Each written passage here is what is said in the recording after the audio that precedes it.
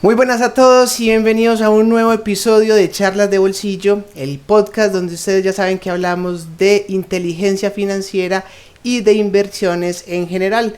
Así que si son nuevos por acá, consideren suscribirse. Estamos en YouTube como Charlas de Bolsillo, estamos en Spotify como Charlas de Bolsillo y estamos en Instagram como De Bolsillo Charlas, para que vayan, nos den amor, nos dejen comentarios, den like, le dejen 5 estrellas, dejen comentarios, de todo, ¿cierto?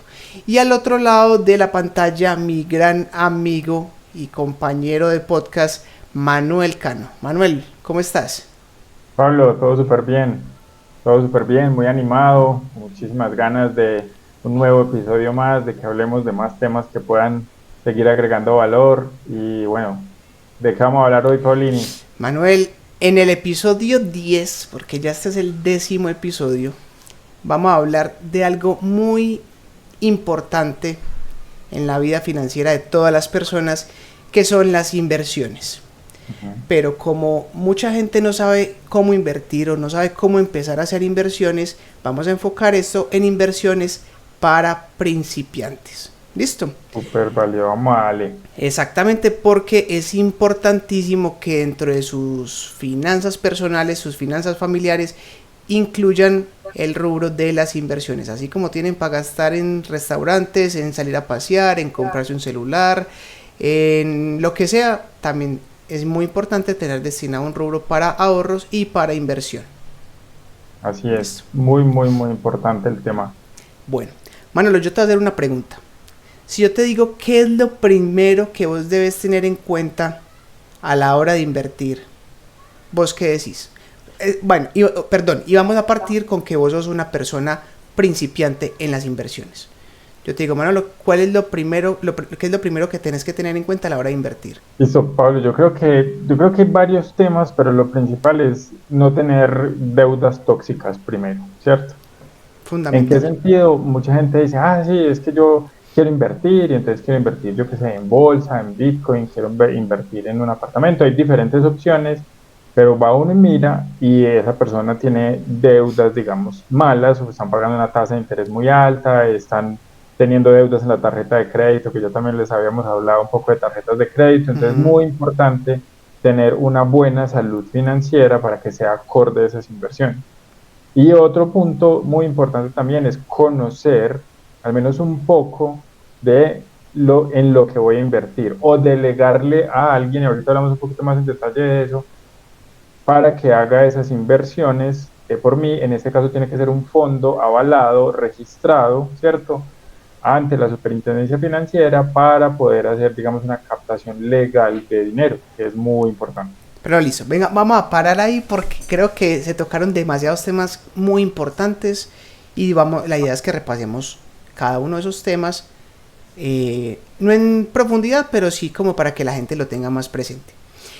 Es muy común uno encontrar personas que tienen una vida financiera bastante desorganizada, que dicen, listo, Ujú. me voy a juiciar, me voy a poner a invertir, voy a hacer inversiones porque quiero sanear mis finanzas, quiero ser financieramente responsable y voy a empezar a invertir en bolsa.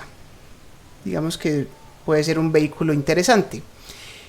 Y empiezan a invertir en donde lo primero que les digan, Ujú. ¿cierto? Entonces, sin saber ni siquiera qué es la bolsa, entonces empiezan a abrir cuentas en esquemas piramidales o en Ujú. presuntas esquemas Ponzi, Sí. ¿cierto? Que ya han caído un montón. Y antes de eso, perdón, y se ponen a invertir en ese tipo de cosas, pero uno va y mira atrás y tienen una tarjeta de crédito o dos o tres copadas, ¿cierto? A 36 cuotas, pagando unas cuotas altísimas, con unos intereses infernales. Ujú. Aparte de eso, ni siquiera tienen una casa propia. O bueno, no necesariamente tienen.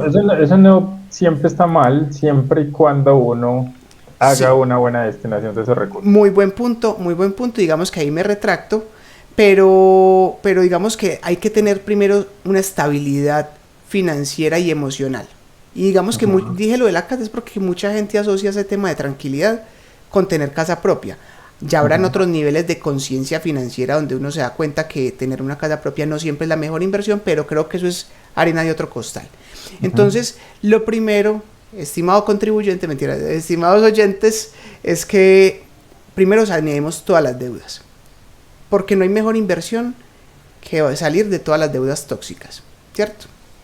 Eso es súper importante. Y ya, posterior a eso, cuando ya sepamos que no tenemos deudas en tarjetas de crédito, que no debemos el crédito en el almacén cuando saqué el televisor, o que estoy pagando un carro de 300 millones, o bueno, un carro carísimo que supera mi posibilidad de adquisición, cuando ya tengamos eso listo, ahí sí ya empecemos a ahorrar. Empecemos a ahorrar. ¿Para qué? Para que empecemos a hacer una investigación juiciosa de dónde queremos invertir.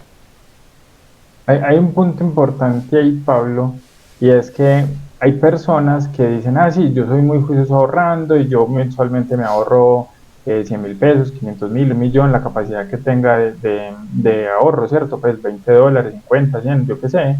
Pero hay que tener en cuenta que hay una variable que llamamos inflación, y es que la inflación es, digámoslo así, la pérdida del valor que tiene el dinero en el tiempo. ¿Cómo es eso? Es que si yo hoy con 100, bien sea 100.000 pesos, $100, puedo comprar, digamos,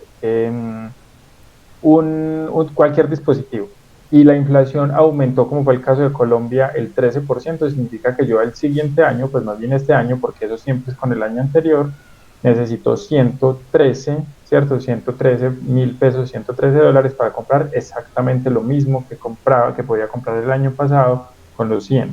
Entonces, ¿a qué voy con esto?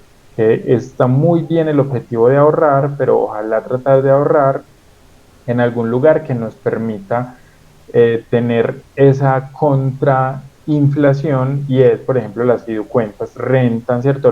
Hay una especie de cuenta de ahorros, pero que tiene un rendimiento anualizado que ofrecen los bancos, que se llaman fiducuentas, fiducias, que uno puede guardar la plata ahí, y de esa manera uno también lucha un poquito contra la inflación. O, por ejemplo, meterlo en un CDT. Si yo sé que el CDT me renta a mí al 13, 14, 15%, pues de esa manera ya estoy ahí peleando con la inflación, por así decirlo, estoy combatiendo, estoy mitigando la inflación. De hecho, los CDTs, Manolo, es lo que llaman una inversión con tasa libre de riesgo.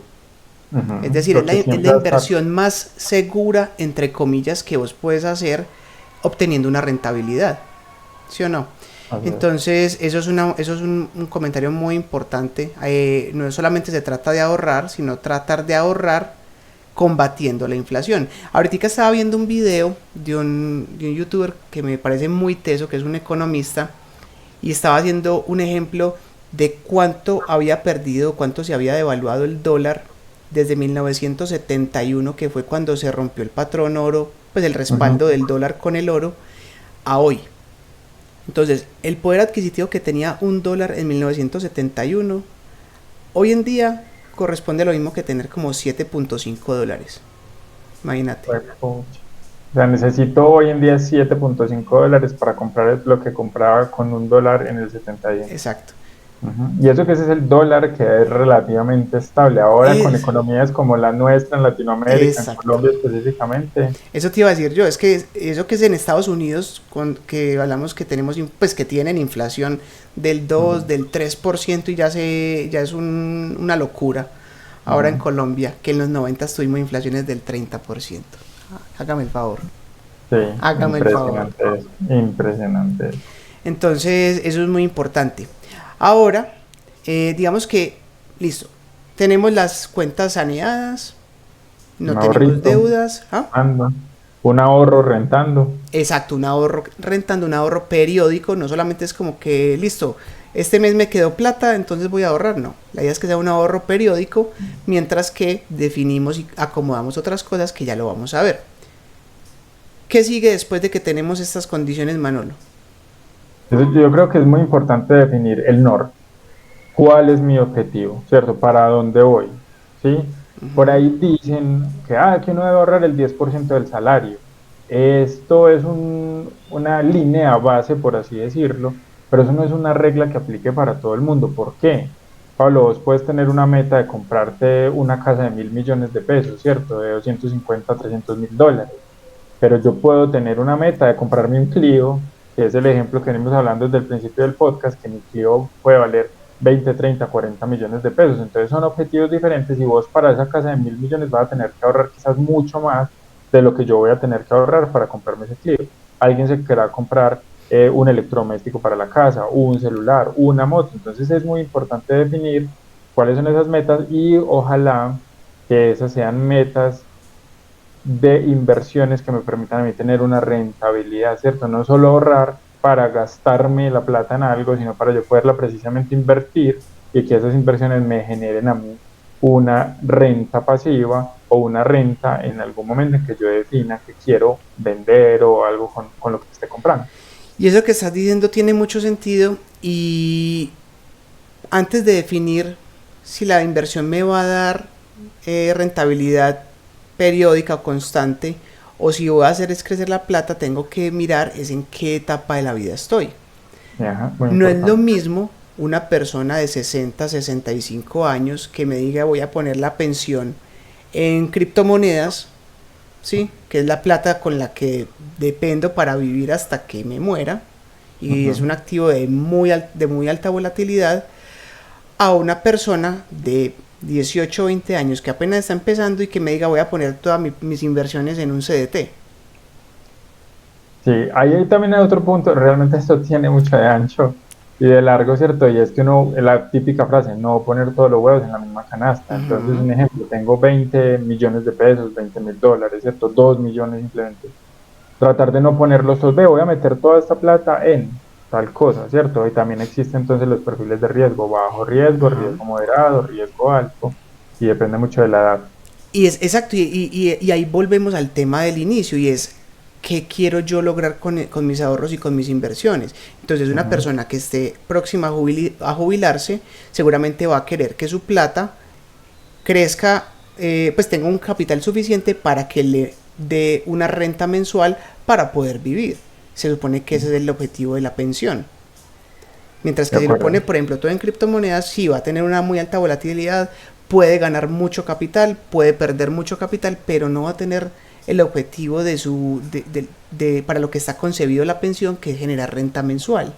Mientras que una persona de 20 años, y por eso decía lo del CDT, si pone toda su plata en un CDT, no es que esté mal, sino que es una persona que tiene una trayectoria todavía muy amplia, que puede asumir mayores riesgos y que lo que necesita en esa edad es hacer crecer su patrimonio, hacer crecer su capital, no tener una renta mensual fija, porque tenés un capital muy pequeñito. Entonces, $1.000, ¿qué renta mensual te va a generar?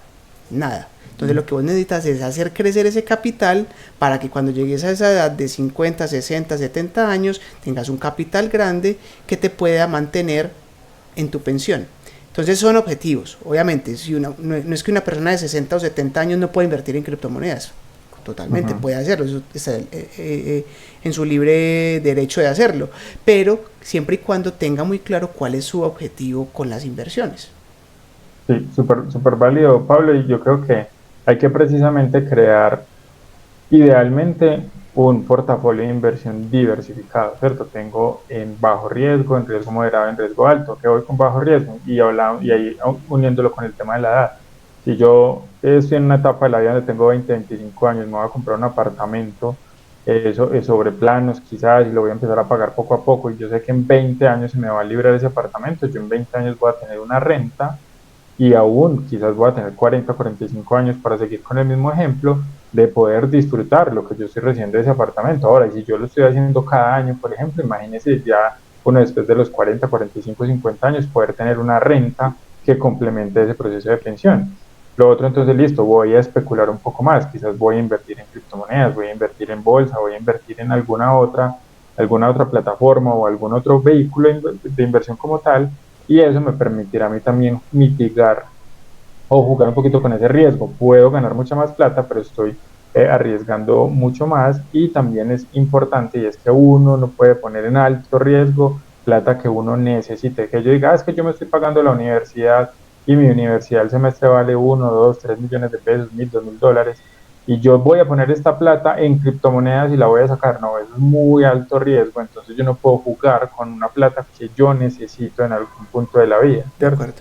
es Y importante tener eso eso en es, cuenta. digamos, una de las reglas bases de las inversiones y es no invertir dinero que no estoy dispuesto a perder. Entonces, si lo único que tengo disponible es la plata del mercado, la plata de la hipoteca o del arriendo, la del colegio de los hijos, hombre, no te ponga a feriala, no te ponga a rifar ahí en una inversión de alto riesgo. Pero si Ujú. vos sabes que tenés para cubrir tus obligaciones mensuales, que tenés para sacar para tu ahorro, para la entretención y la diversión con tu familia o con tu pareja o lo que sea, y sin embargo tenés ahí un excedente, listo, definí Ujú. cuál es tu perfil de inversión, cuál es el objetivo de tus inversiones y puedes tomar esos riesgos de manera que si te dan un golpe y perdiste tu plata, pues no te vas a quedar en la calle. Ujú. Y también el tema de los perfiles de inversión, que eh, así uno esté muy joven o incluso así ya tenga unos cuantos años, el perfil de inversión, y yo soy de perfil de inversionista arriesgado, moderado o de muy bajo riesgo.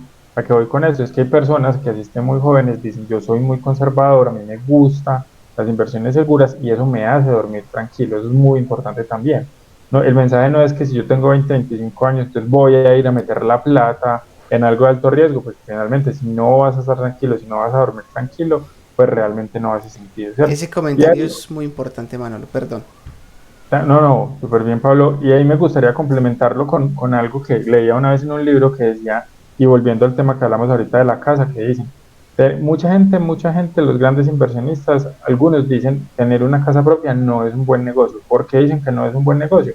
Porque el valor que tiene esa propiedad, yo lo puedo poner a rentar mucha más plata mensual de lo que me cuesta a mí un arriendo en la misma casa donde estoy viviendo. Un ejemplo, si yo donde vivo, un arriendo vale 1,5 millones de pesos, ¿cierto? Vale 300 o $400.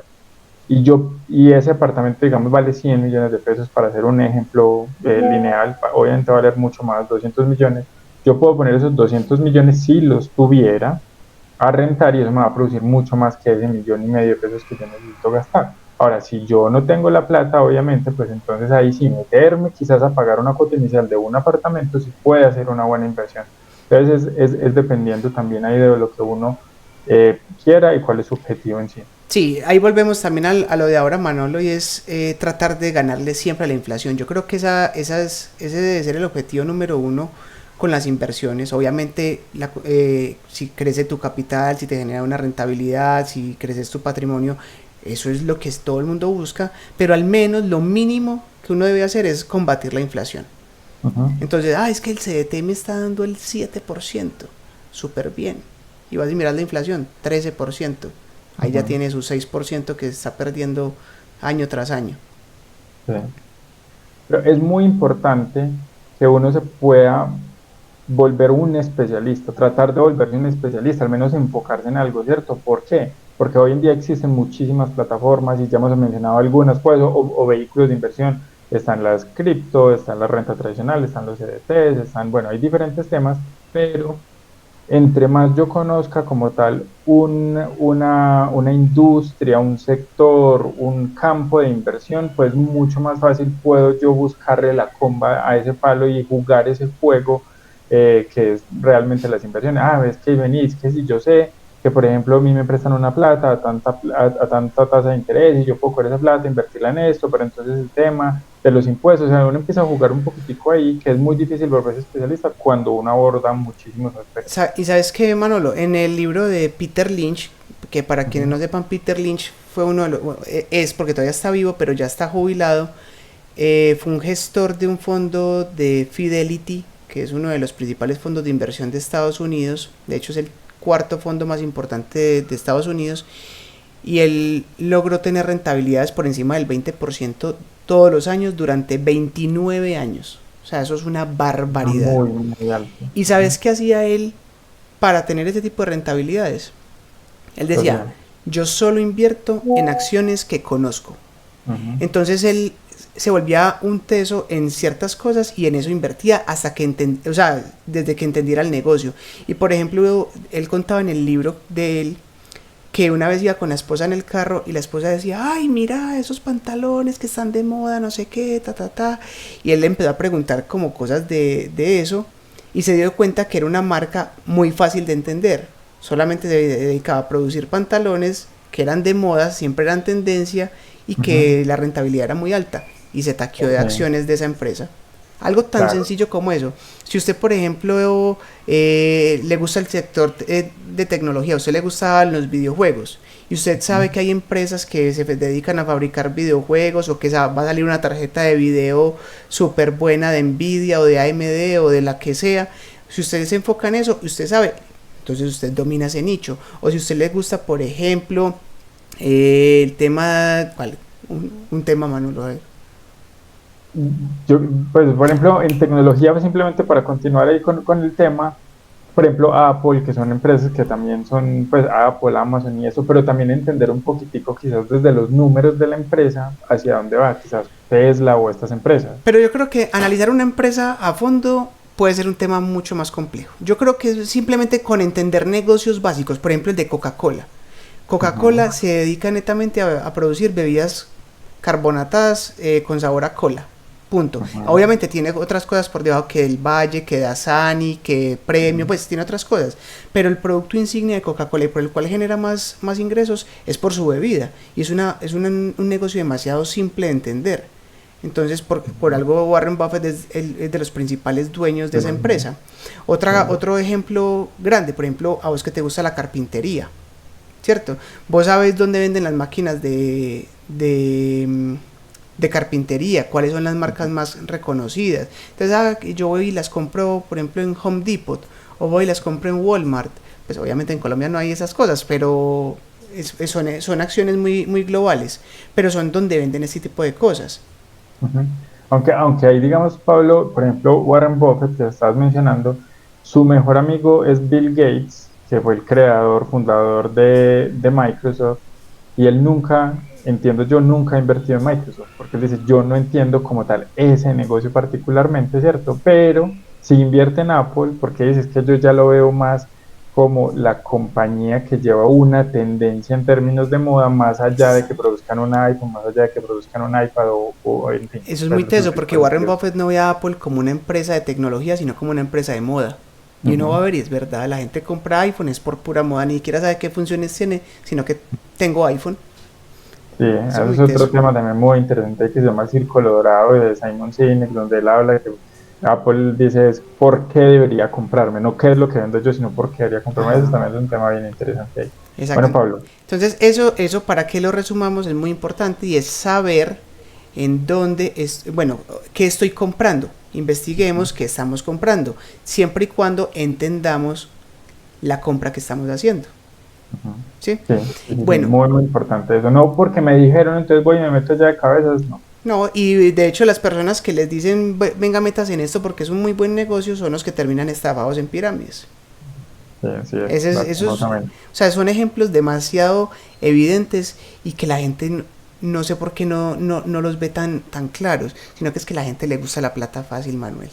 Sí, es tema de ambición y uno dice, pues a mí alguien una vez me decía, es que yo por ejemplo invierto $1.000.000 en una plataforma y eso me renta el 12%, ya estamos hablando pues de un ratico que las tasas en general están más bajitas, significa que yo voy a tener 1.120.000 después de un año. No, yo con ese $1.000.000 me voy para la costa, por ejemplo, me voy a pasear, me voy a un viaje o algo por el estilo.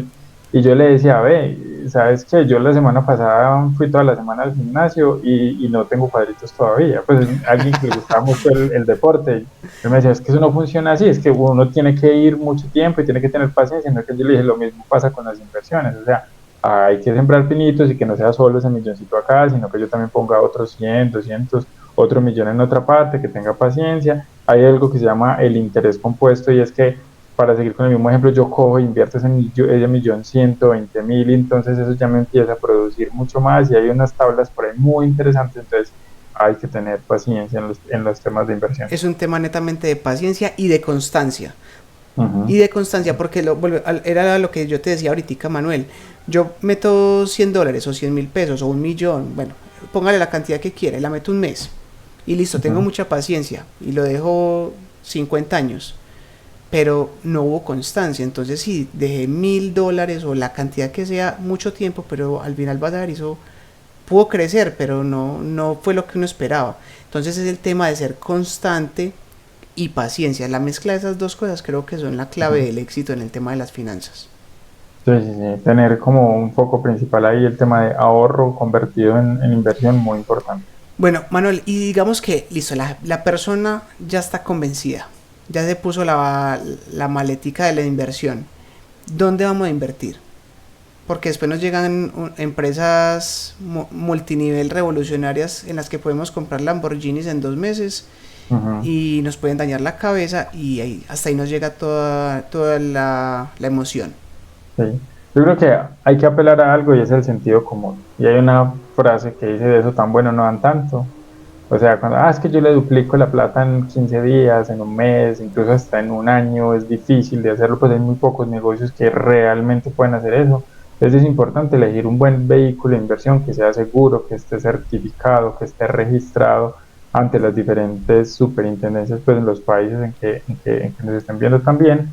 Es muy importante que tenga también una garantía y ese tipo de cosas que yo sepa que está respaldado, ¿cierto? No, es que la empresa de un amigo, o sea, salen con unos cuantos raros por ahí, no, por ahí hay gato encerrado, como decimos, entonces es muy importante elegir un vehículo seguro. Exacto, si va a invertir en una plataforma digital, a través, ya sea en acciones, en criptomonedas, en crowdfunding, en factoring, en lo que usted le dé la gana, primero revise que la empresa en donde usted va a depositar el dinero está regulada, tiene certificaciones, tiene seguros ante pérdidas, ante robos, ante lo que sea.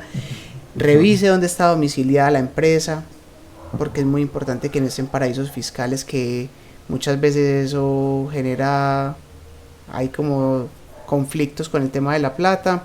Entonces Sí. asegúrese muy bien dónde está y cómo está regulada esa empresa. Súper válido eso, Pablo. Yo creo que hoy en día, pues en las redes sociales, por ejemplo, también hay muchos comentarios de las empresas y experiencias, ya por ejemplo en Google, que uno puede calificar cómo le fue en X o Y lugar, ese tipo de cosas se pueden encontrar. Y pues, por ejemplo, cuando uno está conociendo a alguien, yo qué sé, uno empieza a stalkear, ¿cierto? Que es mirar su perfil y las fotos y me voy hasta hace un año, 2 años, qué fue lo que hice. ¿Por qué no tomarnos el tiempo de hacer lo mismo con una empresa? Buscar, Ujú. mirar, hay plataformas, hay noticias, o sea, hoy realmente es muy fácil acceder a la información de manera general. Sí, demasiado fácil, demasiado fácil. Entonces, yo creo que eso es las bases o lo principal que uno tiene que hacer cuando va a elegir en dónde va a depositar su dinero, que esté regulado, fundamental. Hoy en día existen muchas plataformas que incluso pueden ser buenas ideas, pero que al no estar bien reguladas porque están en una zona gris de regulación, cualquier mal movimiento las puede hacer quebrar de una y puede que ni que haya sido culpa de ellos.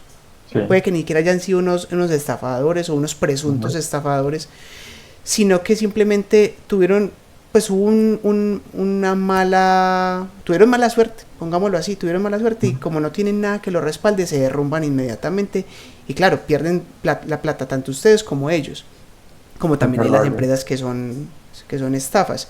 Entonces, Ujú. primero que estén regulados, que tengan seguros, muy importante, Ujú. Ujú. y bueno, Garantías, sí. y que tenga un portafolio, el portafolio diversificado. No pongo, como decías vos ahora, no pongan todos los huevos en la misma canasta, que si se cae uno, que al menos tenga en otro lado. Sí, sí, sí, eso es muy, muy importante, no poner los huevos en la misma canasta. Ujú.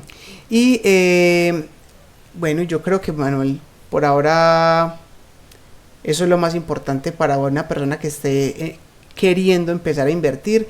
Y cabe resaltar que es muy importante manejar la ansiedad. Ujú. Volvemos al Sí, tema de ahora, tener paciencia. El tema de tener paciencia va ligado al no tener al manejar la ansiedad. ujú. Y bueno, Hay también esquemas o opciones de inversión que se prestan mucho para eso. Por ejemplo, el tema de las acciones que suben y bajan y suben y bajan. A ver, le escuchaba a alguien que decía, cuando uno tiene un apartamento y lo alquila, usted todos los días no va a ese apartamento a mirar a los inquilinos cómo le tiene el apartamento, si le rayaron las paredes o no. Hay que ser pacientes, hay que dejarlo. Por ejemplo, la estrategia con las inversiones en bolsa, que sea a largo plazo, a 3 meses, 6 meses, un año, 10, 15, 20, hasta más años, entonces hay que ser pacientes en ese aspecto. ¿sabes qué decía Benjamin Graham, que era el maestro y mentor de Warren Buffett, el que Ujú. creó todo el tema de El la inversor estrategia de inversión en inteligente. valor? Ujú. Decía que el mercado a corto plazo actúa como una persona maníaco-depresiva, que tiene picos de emociones, entonces puede subir, puede estar muy eufórico en un momento y a los minuticos de estar deprimido, y así se la puede pasar en el corto plazo, pero que si uno lo ve a largo plazo, siempre va a ser constante el alza. Entonces dice que el mercado a corto plazo actúa como una persona maníaco-depresiva, pero en el largo plazo siempre sube. Y es verdad, o sea, váyase a una plataforma gratuita, a Yahoo Finance, a Investing, a Google, donde quiera, y ponga el índice de Estados Unidos, el Standard & Poor's 500, que es el principal índice de Estados Unidos y el que marca la economía a nivel mundial, y póngalo en una franja de tiempo de 10, 15 años, usted va a ver que siempre va a estar al alza, con sus piquitos y sus bajos, pero siempre la línea va a ser al alza. Entonces eso es muy importante, y eso téngalo muy presente para que le respalde el tema del manejo de la ansiedad, la paciencia y la constancia. Sí, así es, Pablo, súper válido. Creo que habría muchos más temas aquí que cubrir. Quizás en comentarios los leemos y hay algunas preguntas puntuales. Y bueno, y estaremos ya profundizando en capítulos posteriores acerca de algunas inversiones específicas y ese tipo de cosas. Así que gracias por vernos nuevamente, un episodio más. Pablo. Sí, bueno, déjenos comentarios, déjenos preguntas, si quieren ver alguna estrategia de inversión puntual, si quieren ver acciones puntuales también, si quieren que expliquemos más cómo invertir dentro de la bolsa, déjenos un like, síganos en Spotify, síganos en YouTube como Charlas de Bolsillo, en Instagram como De Bolsillo Charlas, estamos al revés, ahí también nos pueden dejar mensajes, comentarios, ahí subimos pildoritas y todo. Y bueno, no siendo más, nos vemos en un próximo episodio. Muchas gracias a todos, que estén muy bien. Charlas de Bolsillo, chao, chao.